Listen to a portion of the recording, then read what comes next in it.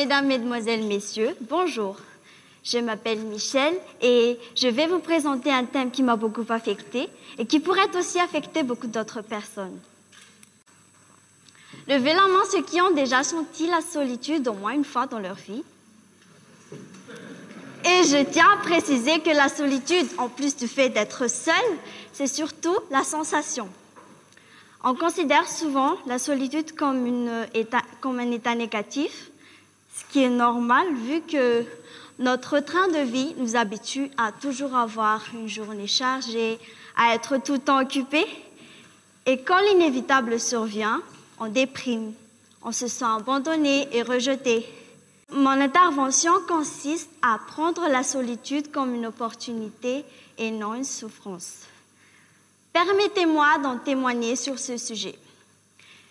Étant petite, j'étais un enfant hyperactif. Je sortais tout le temps, j'avais beaucoup d'amis et je ne tenais pas une journée sans sortir. Et puis, j'ai grandi. Je suis devenue orpheline et j'ai commencé à habiter toute seule. Et c'était encore la même chose. Je cherchais toujours de la compagnie. Et quand le confinement a été annoncé, là, c'était obligé. Il n'y avait pas moyen d'y échapper, donc il fallait l'apprivoiser.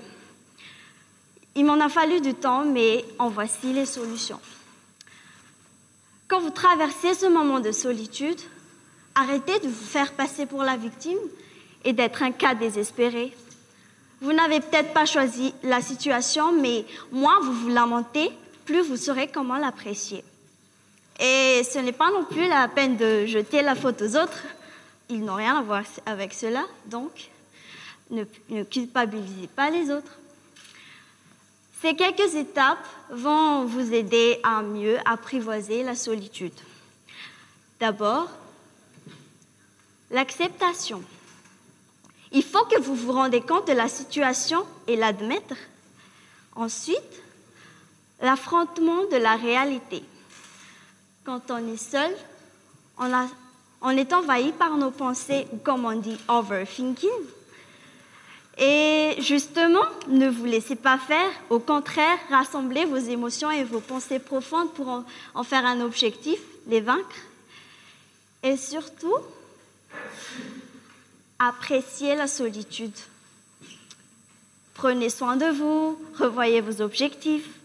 C'est dans ces moments-là qu'on augmente sa confiance en soi, sa créativité, qu'on évolue sur soi-même. Alors profitez-en. Et le plus important, c'est donner.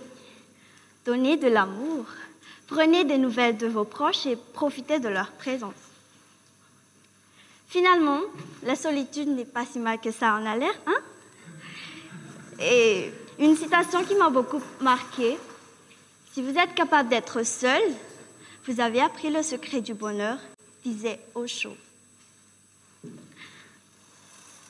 Voilà. Merci, c'est ça que vous avez.